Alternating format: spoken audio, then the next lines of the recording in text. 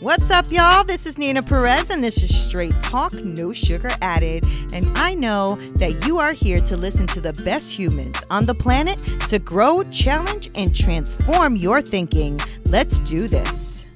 So I found someone for you. His name is Joe Templin, and he's a reformed physicist, right? Physicist. And that word always catches everybody, Joe.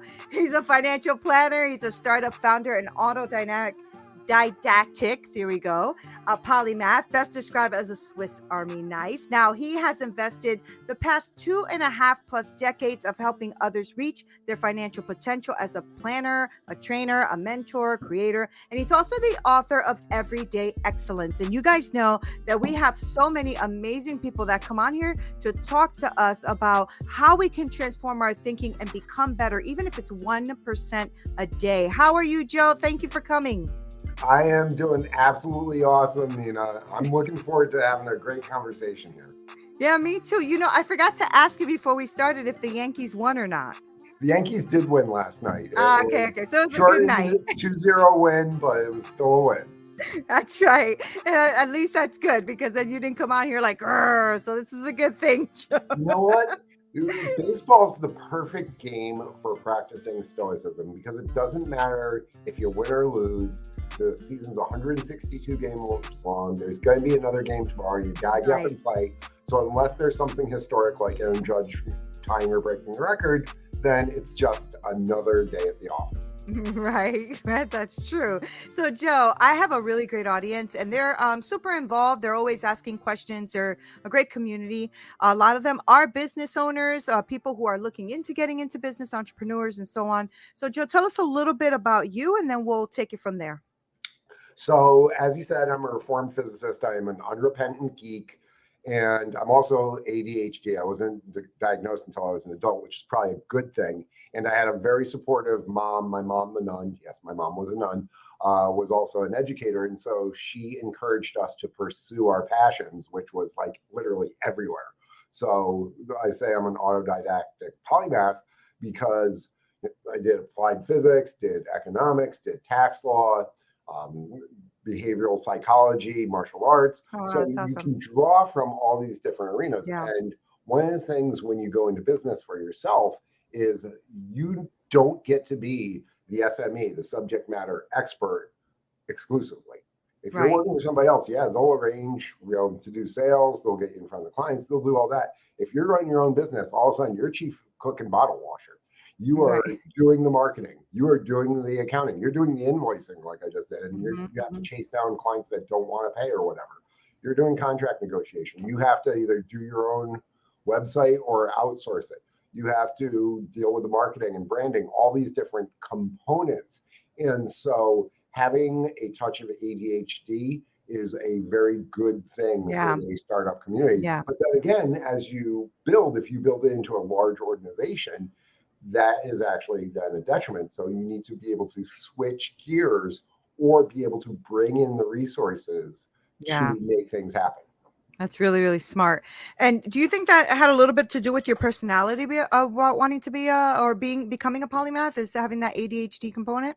I think it was. And also, when I was 10 years a kid, I was severely asthmatic. So I couldn't do all the athletic stuff that my friends did. So my world was books, studying. I think I was 8 years old when I told my mom I wanted to learn everything there was to learn. So she pointed to the encyclopedias and said, "Get to work." Oh, that's so I did. I read the entire encyclopedia when I was 8 years old. But at 10 years old, I had an asthma attack and I actually died. Oh my gosh. Laying there on the table, the bright light flowing down the body, the whole 9 yards. Really? Obviously, I got better. I hope so, or this is going to get very interesting. This is who I am, so just deal with it. But since that point, as my friends joke, I burn the candle at both ends and in the middle with a flamethrower. We all get 86,400 seconds per day. I don't care if you're Bill Gates, Elon Musk, kid graduating from college. We all have the exact same allotment. At the end of the day, it's run out. You don't get to bank them for the future. So it's how are you utilizing them? How are you maximizing your time? Are you wasting your time? Are you spending your time, or are you investing your time? And so I try and invest, and I try to, wherever possible, if it makes sense, double dip. So I'm driving into the office, I'm listening to a podcast, getting two things done. I'm going out for a run, I'm listening to an audiobook. I'm prepping dinner with the kids, I'm supervising homework, and I'm also simultaneously either playing music or a podcast that they'd be interested in or what have you. So in those situations, I can get 2 or 3 uses of the time. Mm-hmm. Other times like this, it should be exclusive, no distractions. That's why my phone's on airplane mode. So Mm-hmm. I am 100% committed to you, and having that capability to go multitask, but then laser-like focus and switch back and forth is one of the things that's going to allow people who are entrepreneurs to actually accomplish everything that needs to get done. Yeah, because that's not an easy thing, right? I mean, it's trying to laser focus and shut your mind off of all the other things that you're thinking about, right? So you're thinking about the next thing to do, or the next thing that you're missing out on while you're doing this. And I think that it's also very important to be at that moment, right, Joe? So Right. me and you, as you said, are not promised we're not promised tomorrow, basically, right? We're not, right? So this Today conversation, would have right? been my best friend's 50th birthday, and he died 7 years ago. Right. So, Wow. Yeah. this is one of the things that I've got an opportunity that he doesn't. I'm going to take advantage of it. I'm not going to Right. screw it up because, there's Right. no reset button on the game of life. Right. But how do you think that works for you, as far as the other parts of it where you want to maybe have a quiet moment? Do you have those? Do you have moments where you like want to unplug and like disconnect from it all? How do you manage that as somebody who is really driven? So what I do to unplug, most people would call completely insane, but that's okay. So I'm a martial artist, so that's when Oh, that's good. I'll go and do my forms every single morning. And when I'm doing my forms, I'll only be listening to like um, beach music or Mm-hmm. something like that, so I can get into a state of theta wave generation, because that's when your subconscious and your conscious almost blend. It's perfect active meditation as a martial artist, but also it allows my entire mind to be solving the problems I need to solve without me even paying attention to it. So Right. afterwards, I Right. immediately roll into writing and problem solving stuff because I'm at my maximum power from that. I'm an ultra marathoner, so I'll go out and run 15 miles without blinking an Right. eye. And to me, that is relaxation, while other people call it, torture and pain and suffering. You know what, you're very it's very inspiring actually listening to you. I think that a lot of us really, when we listen to other people who do so many things, it makes you realize that there's maybe a little bit more we can also push ourselves for a little bit, because there's always this I guess it's like a mental thing, right? Where the excuses come up where you can't, or you get that, I call it lazy thinking, where you Well, just don't want to it do comes it. down to laziness in a Yeah. lot of ways, Yeah. because I mean, we follow rules of thumb and heuristics because it saves time and energy for the most Mm-hmm. part. Mm-hmm. But it's going to let us survive and enjoy the moment, but it's not going to let us make progress overall. Mm-hmm. And in any situation, we really have two potential outcomes, two choices that we can go down, two roads. We can do the thing that's easy in the moment. It feels good in the moment. Eating the donut instead of eating the apple, Mm-hmm. taking the drag on the cigarette instead of not, opening up the dating app and swiping, playing video games instead of studying for the test, avoiding the conversation with the important person, and just letting things deteriorate over time. So it feels good in the moment, but in a lot of ways it's pain avoidance or pleasure seeking. And what that does is it's temporary, it's short term, Mm-hmm. and the outcome is things are worse. You keep eating donuts and cheeseburgers, you're going to get diabetes, and your pants Right. aren't going to fit, and your knees are going to hurt, all that. You smoke cigarettes, you're going to eventually get cancer. You play Right. video games instead of studying, you're going to fail out of school. Okay. Right. So you've got this feels good, easy path now, but it leads to a much more difficult life. Or you can do the hard thing now. You can get up off the couch and go for a run. Right. And you're Right. going to be sweaty and gross and all that, but you're going to feel better afterwards. And you're going to have a lower resting heart rate. Your metabolism is going to be better. You sweat out all the toxins in your system. So your entire life improves from doing Mm-hmm. that. You can actually crack the book and study and pass the class, get a better job, have a better life. You can take the time to build your business Because if you're an entrepreneur, there's nobody cracking the whip over you saying, hey, you need to be here at 7 a.m. working. Right. But if you're cracking the whip on yourself, you're working towards something that's really significant and motivating to you. You're going to put in the work. You're going to do the things that others are like, why the hell are you doing that? You're crazy, you know? And people who don't have the entrepreneurial mindset look at those of us who are business builders like we're insane. And those of us who are business builders looking at people going into corporate America like, dude, do you understand how much risk you're taking? You're going to be 83 years old. They're going to downsize you, and you're going to be, you know, there with your minivan hating your life. Right. Joe, you're a so trip. It's doing true. The hard things now leads to a much better situation overall. Yeah. But was that always your mindset, Joe? Like, was that always something that you had in you, that you did the hard things or was there a moment or time in your life, maybe through college or before or whatever, that you didn't have that kind of drive? Or do you think that's college, in you? I certainly enjoyed myself. Let's not get this wrong. All right. Yeah. But even in college, I was looking at college like the greatest smorgasbord in the world. This is the chance to experience and figure out who you are. That's really your goal in your 20s, is to understand who you are, so that you can then pursue that with your future. And so, you know, I was on the student senate, I was in the fraternity. I obviously chased, you know, members of the opposite sex. You know, I drank more than my share of beer. I did Taekwondo. I played on our volleyball team. I did all these things because I was trying to truly experience things. Did my academics suffer a little bit? Yeah, okay. I didn't have a 4.0, big deal. Okay, because as one of my friends said, an A in geology is not going to pay my mortgage. It's not an A in a class is not going to make me into a better human being overall. It's going to be part of it. So, you know, you do enough to extract what you can from them. But I've got teenage sons, and the way that I look at life and I talk with them about is that life is one giant game. Okay. And so, one, you should have fun with it. 2, you should gamify things and, you know, try and get the feedback wherever possible on stuff.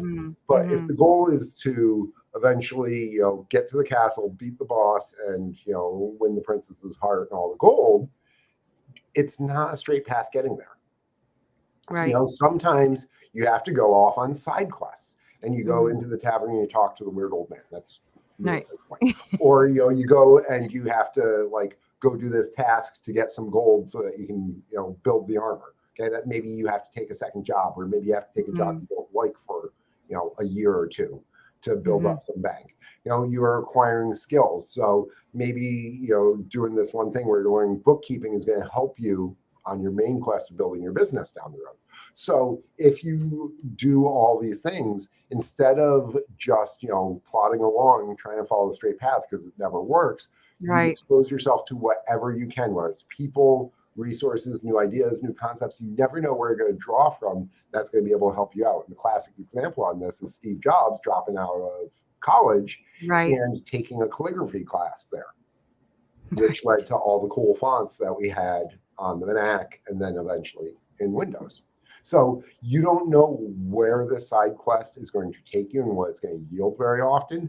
But when you add it all up, that's how you put yourself in the right position of being able to achieve things. And that's one of the reasons why I call myself a human Swiss Army knife, is because I have all of these different tools that I've acquired over the decades. Right. And that's the key, right? Over the decades. It's not something you did overnight, but it's something that you pursued and started to do, you know, as you kept growing and maturing and going. And I think that's one of the problems a lot of entrepreneurs and, you know, people who are starting into business hit a wall because they think they can't do it. Well, Joe's doing it. Why can't I? But Joe also has, you know, 2.5+ decades of developing this, right, Joe? I mean, the more important thing was the mindset was that I'm going to learn. Okay. And so if you're going to have the mindset that even though this sucks, what I'm doing right now, if I can learn something from it, it's going to make me better. I'm putting it in the mental bank for the future overall. And so acquiring all those different pieces, having a vision ultimately, hopefully, and working towards it is the combination. So you need to have this balance of the big vision, but being able to do the daily grind, especially for your entrepreneurial clients. I mean, if you got to get up and write 2 pages in your book every single day, that can beat you down. If you're like, oh, geez, I got to write 700 pages for this book or whatever, like I did. Or, you know, I need to write 2,000 lines of code today. That can be overwhelming. But when you break it down, you can grind through it, but also you need to understand what that's doing in perspective to the big thing. Right, right. And I don't know why we do that to ourselves as entrepreneurs and people who are getting into business anyway, because nothing in your life you learned like that. Nothing you learned like this, right? Well, So it's also because we've gotten to the point where, I mean, you can GTS anything, Google right. that stuff. So It's instead of true. having to It's true. go find the encyclopedia and look through it and then go to the card catalog and cross-reference all that, you type it in and in 30 seconds, you have more knowledge than I could accumulate in a day. Right, right, right. And so it's so easy that's no longer appreciated. That's good. Okay. And That's everything from good. like when we were kids, you had to send the Yep. film off. So it'd take weeks Yep. and then you had the Polaroids. Now it's like, okay, you take 500 photos to get the one that you post on Instagram. And so everybody's putting these beautiful things up there and you're not seeing all the craziness and gunk that leads to it and all the bad ones. And so everyone's comparing somebody else's absolute best with where they are at this moment and not realizing that's going to be a process and being willing to buy into the process. So buying into the process is one of the most important things that I could tell young entrepreneurs. Learn to love the grind of building your business. Learn to love building the business. Don't focus on trying to IPO. Don't try and focus on being bought out by one of the big tech chimeras.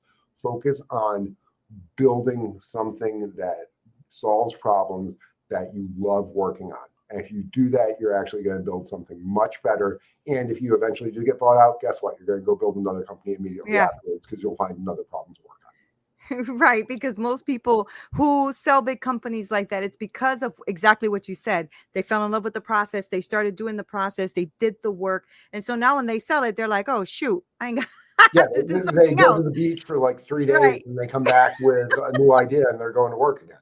Right. I mean, that just you strike me as that type of person. Like, you know what? Okay, I'm done. I'm done with the beach the day. day after I finished the book. So what with Everyday Excellence, part of my habit stack was every single morning after I would go for my run, I would sit down and I'd write 2 days of the book. Okay. And it didn't matter if it was crap or if it was good. And, if I had to throw away 75% of it, I'd sit down and write that every single morning, then get on with my other stuff. So the day after I sent it off to my editor, I do my morning run. I sit down to work on my book. I'm like, I can't. Right. I'm like, what do I do? Oh, well, here's this other book I was working on writing. Let's get back to this one. Exactly. That's exactly right. But I do want you to tell me about your book. Tell me about Everyday Excellence, especially for those who are listening and are really like into our conversation right now. What is Everyday Excellence? So Everyday Excellence is a multivitamin for life. We all have all these different components that are important to our lives. It's our physical health, our mental health, our spiritual health, our nutrition, our occupation, our relationships. And unfortunately, just because of life, we let certain things fall by the wayside at different points. And, you realize that you put on the COVID-19, or you realize, I haven't spent enough time with my significant other, or, you suddenly realize, hey, it's been 2 years since I've taken a class and learned anything. And so what Everyday Excellence is designed to do is it's a daily reader. It's based on quotes and discussion. So every day there's a quote from somebody. It could be Dr. Seuss, Mahatma Gandhi, Muhammad Ali, discussion and analysis around it. And the reader's going to bring to it what they're looking for at that point. So it's very personalized. But then there's an action item to actually crystallize it. Because without actually doing something, without change, we're not going to improve. Right. And when we're talking about doing the grind and building over time, that's the reason for the cool nonlinear growth curve on the front of the book. Because, when you start doing anything, whether it's as a computer coder or playing the violin or as a martial artist, you suck. Period. Case closed. Right. But if you keep at it and keep doing it, eventually you don't suck so much. Right. And then eventually you get pretty good. And then eventually, as Dave Grohl said, you're nirvana. I love that. I love that. And you said it was, I heard you kind of slip it in a little bit earlier. It's like 700 pages. Is that right? Yeah, something like that. Because there's between 1 and 3 pages every single day of the year. I love that. So all 366, because I took an account leap year. And the action items are designed to be relatively easy too. I mean, some of them are a little bit longer, like doing a SWOT analysis at the start of the year: strengths, weaknesses, opportunities, threats. Or a hard one is on a page where we're talking about forgiveness, is sitting down and writing a letter to somebody that you're really angry with and explaining why, and then burning the letter. Yeah, it's good. That's Right? good. But some of them are really easy, like smile at 5 people today. And that's actually one of my favorite ones because there's so much psychology and neurobiology hidden within that. You know, if I smile at you, what happens is my cortisol levels drop. My cortisol is the stress hormone. So what it does is cortisol accelerates the aging process.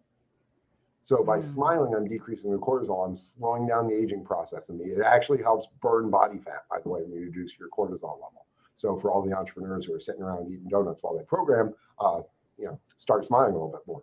But it also can turn around and increase your serotonin levels and all that. And if I smile at you because of the mirror neurons, you're smiling back at me. Right. Okay? So I have just given you the gift of health. Right. That's You're good. healthier and better off for it. Good. And what it cost me, a couple of seconds of my life maximum. Right. And also reduced your cortisol levels. So there you go. So we right. both It's a win-win. Yeah. And so maybe this is because I grew up in a small town, where we didn't even have a traffic light until after I was out of grad school. But I said hello to people. I smile at people. Have a nice day. Things like that. Because what does it take from us to do that? But what can it do to somebody else in terms of improving their day, making them feel better? I mean, I've literally heard stories of people who were getting ready to commit suicide, and somebody said, have a nice day, or smiled at them or whatever, and it changed them, and they didn't do that and went on to accomplish other things. So it's that little thing, as my mom always said, if you're having a bad day, go help somebody else. Smiling at somebody, being polite, these little things, holding a door, are those little things that can truly add up. And as Zeno of Citium, the founder of Stoicism, said, well-being is no small thing, but it's made up of small steps. And again, going back to our nonlinear growth curve, small steps yielding huge results over time. Right. That's so good. And I love that you really are encompassing everything, because the way you started with, maybe you start with a SWOT analysis, which is more business-like, but then we're also going to talk about forgiveness, that spiritual and emotional piece as well. That's really helpful, right? Because I think that we tend to separate ourselves from different things. So we'll separate things in compartments. We have our psychology over here, and we have our physical training over here. You know what? Working out is one of the best things that you can do for your mental health. Right. So you go for a half-hour run, you're in a better mood, even if you're wheezing and ready to puke because you're not a good runner yet. But it makes you better. And it's these little things. And you do hard things like that, you're able to do more hard things like build a business or be a special needs parent or have a relationship with somebody else, because relationships are never easy, whether they're in business or on the personal side of things. Right. So you do something here, but it gives you exportable concepts and skills in other areas. And so that's the whole idea of excellence, is that is cross-functional in a lot of ways, because once you start applying, I believe it's the Hawking phenomenon, where if you start measuring something, it'll start improving. If you start improving in one area, the natural tendency is to have that carry over into other areas. You get overall improvement. It's changing the mindset. Really, it comes down to everybody's concerned about their skill set, whether in sales or programming and all that. And it's all about your will set. If you come across the problem, are you going to sit down and cry like a little baby, wah, wah, wah, wah, wah, or are you going to say, all right, this sucks, I'm going to figure out a way to overcome it? I love that. I love that. So, I know you have the book and everything, and you're helping people a lot in that area as well. Now, is this something that you've taken further and are helping like with coaching people and things like that as well? Yep. Are you doing that? Yeah, you are. Yep. Okay. Tell me a little bit about that. So most of my coaching in the past has been on the corporate level and specific to different industries that are more sales oriented. But we're in the process of rolling this out, where we're expanding the coaching to be much more multifunctional and apply to almost anybody on an individualized basis. So as we were just talking about, you do hard things like training for a marathon, it's going to carry over into the discipline that you have in other areas. If you're focused on eating healthier, that's going to help your mental acuity. If you're focused on, hey, I'm going to, instead of taking a smoke break for 15 minutes a day, or sitting around and playing on TikTok for 15 minutes a day is the equivalent of one book a month. Oh, The wow. average American reads less than 4 books a year. Yeah, yeah. Half of That's Americans, good. after they finish their terminal degree, whether it's high school, college, grad school, whichever it is for them, read 1 or less books a year. Yeah, That's half yeah. of that Right, cohort. So right. if you're reading for 15 minutes a day, and I say consuming as opposed to reading because audiobooks are just as good. You can have discussions, you attend lectures. If you're consuming new information and content, real important stuff for 15 minutes a day, that's the equivalent of a book a month. That's 12 a year. That puts you in the top 15 to 20% of Americans. So, Joe, one question. Do you ever just not freaking want to? Do you ever have those days? All the time. Okay. Good. People Thanks for forget this, saying like, that. flipping machine. There are mornings I don't want to do it. I Right. mean, so like yesterday I went to the Yankees game. I got home or back to the hotel at almost 3 o'clock in the morning. Okay. And I had my high school reunion the day before. So I was out until 12:30 at night. Normally I'm in bed by 10 o'clock in the morning because I get up at 4 o'clock in the morning to train. Right. So this morning, 4 o'clock, I did not get up. Right. Period, case closed. Okay. It did not happen. And Right. am I going to break my streak of, I think it's 123 days in a row where I've hit my step goal of 16,000? I'm going to hit my goal somehow, but it's also Right. raining out now. So I'm not going outside for a run. So I have to Right. figure out some way. So motivation Hmm. comes from the same root as movement. And motivation, once you start moving, then your mind's going to start going and you're going to figure it out. So it's Right. that first step. Peter Thiel's book is called 0 to 1 because that first step is infinite change. It is by far the hardest thing. It is Yeah. harder to get up and start, working out every single morning than it is to go from a 30-minute workout to a 2-hour workout. Right. It is more difficult to go from saving nothing to saving $50 a month than it is to go from $50 a month to $500 a month of saving. Is that That's so first true. step. Yeah, So that's so structure true. things so you can take that first step. Set the alarm clock. Put the alarm across the room so you actually have to get out of bed to turn it off. Do Yeah. the little things like that to just get going. Take the first step. You don't have to go and run 5 miles in the morning. Get up and just go outside for 5 minutes. Right. But what's Right. going to happen is as you start doing it, you change your identity.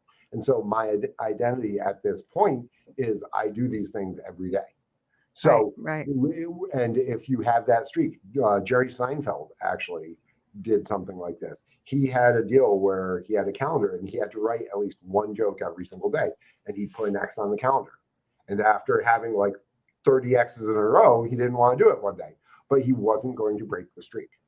This Right. is one of the things that Alcoholics Anonymous does when you get the coin, your 1-day coin, your 7-day coin, your 1-month coin, your 2-month coin, your 1-year coin.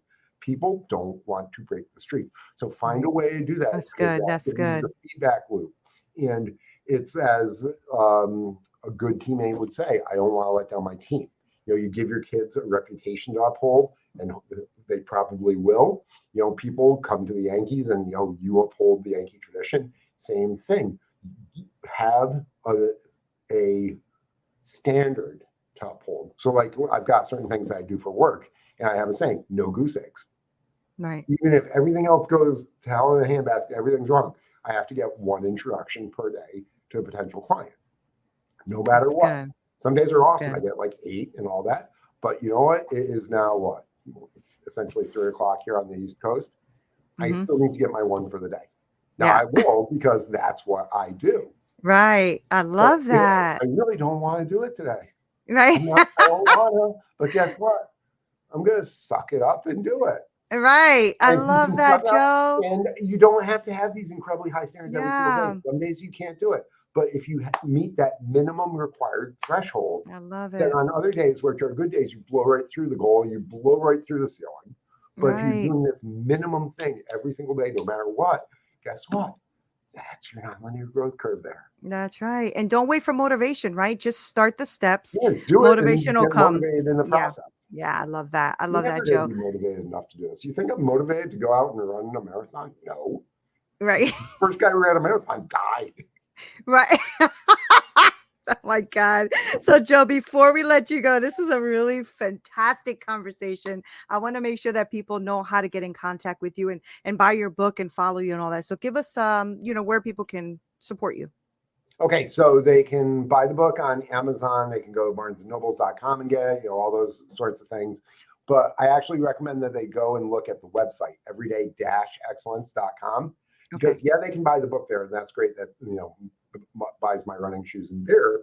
But it's also an environment designed for people's success. Every single day, there's a new microblog that goes up there. All the podcasts live up there. There is link to the YouTube channel, link to the TikToks going up in a couple of days. So there's a whole bunch of free resources that people can use to tap into so that they can continuously just grow and get along on their journey of excellence. So everyday-excellence.com. Thank you so much for taking the time to be here. I know you still got to make that introduction, those calls. So I really thank you for taking the time to be with me, because this was a really enriching conversation, and I know I'm going to take a lot away from it. And so will everybody listening. So thank you, Joe. I appreciate you. Neena, thank you. Be excellent and grow today. I plan to, especially now. Everything you were saying was kind of convicting me about putting the alarm on the other side of the room, getting up a little bit earlier. I'm like, all right, Joe, I get it. I'll do it. So thank you so much. And guys, thank you so much for spending time with us. You have been an amazing audience. I'll make sure to link all of Joe's information below so that you don't miss anything. Go onto his website. Make sure you pick up his book.